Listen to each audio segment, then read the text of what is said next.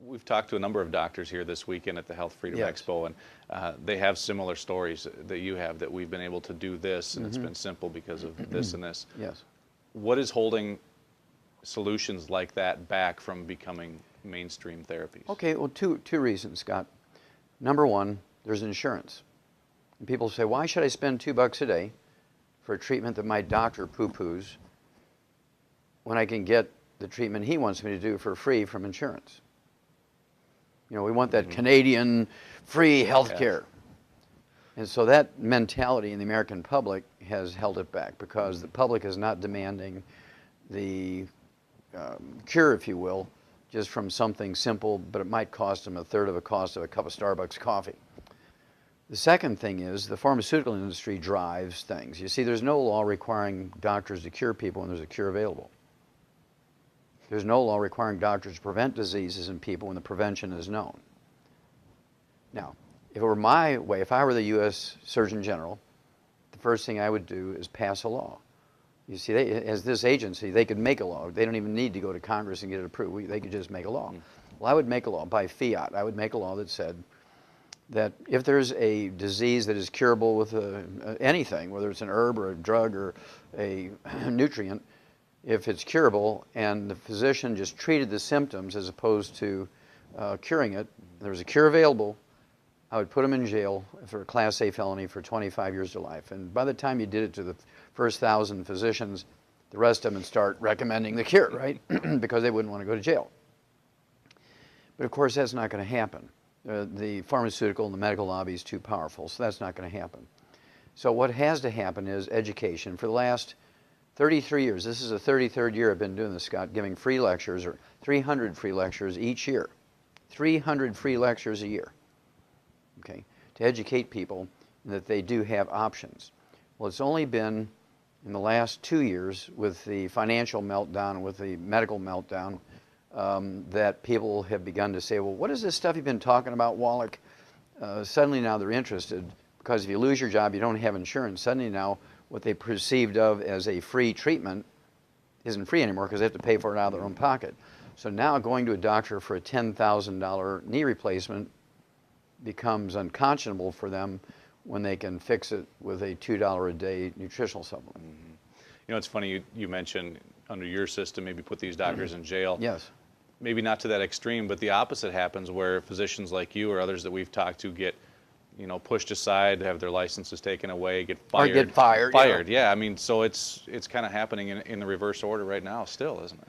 Yes, it's still happening incorrectly, because, of course, the pharmaceutical industry and the medical monopoly, it's a monopoly, is in control. They give more money to PAC committees, to legislators, than any other group there is, okay? And the thing that happens is, when you give that much money to legislators, suddenly now these guys are the only guys. Everybody knows that the medical system is the perfect and single worthy system, because it's the only system. Now, this was known 290 years ago. The first U.S. Surgeon General, a guy by the name of Benjamin Rush, who was an MD, realized that the different philosophies of medicine were fighting amongst each other. They were actually having gunfights in the street. Certain groups of medical doctors would take over a hospital and lock the doors, and the other groups of medical doctors would march down to the town armory and get a cannon, blow the door off, and they go in and have gunfights, because one was homeopaths and the other ones used herbs and the other ones liked physical medicine and stuff. They were literally having gunfights over this. And so Benjamin Rush, who was the top surgeon for the Continental Army during the Revolution, George Washington personally appointed him as the first U.S. Surgeon General. There's a very famous story. He said that he wanted an amendment in the Constitution which said that people would have their choices of medical sciences. He said, if we don't have an amendment in the Constitution giving people their choice, free choice of which medical science they want, like their choice of religion and freedom of speech, he said, somewhere along the line, and I'm quoting him now, one class of men will take over the medical sciences, and it will be the Bastille of America. Now, his fears have become our nightmare 290 years later, because the free enterprise system has never taken place in the medical industry since the American Medical Association was formed. Everything they've done for the last 100 years was not to learn how to treat patients better. Everything they've done for the last 100 years has been designed to kill off all competition and make them the sole source of medical knowledge, the ones, the chosen ones, right? That was their goal, and they've become successful. And so the only way this is going to become undone is if people stop using this failed and corrupt system we know as our medical system. Right now, the average lifespan of Americans makes us 46th in the world in longevity. There's 45 other countries whose peoples live longer than us. We're 92nd in healthfulness. And we spend more money for health care than all the other 218 nations in the world put together.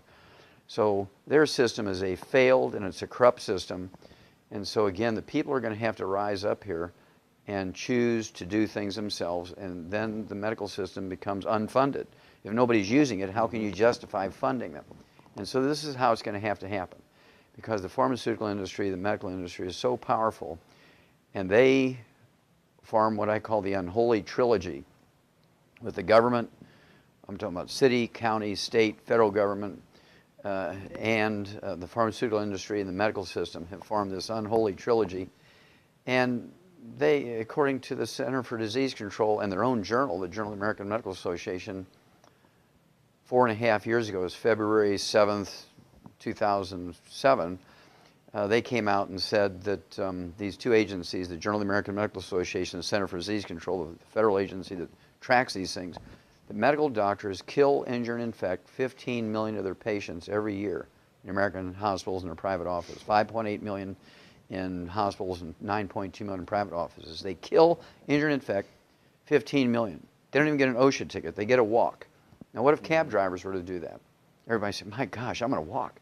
Well, Roy, it's 50 miles to the airport. I'll just leave 3 days early, but I'm walking. I ain't getting in a cab.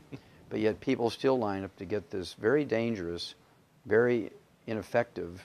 I mean, we rank 46th in the world in longevity and 92nd in healthfulness. The recipe is not a good recipe, Scott.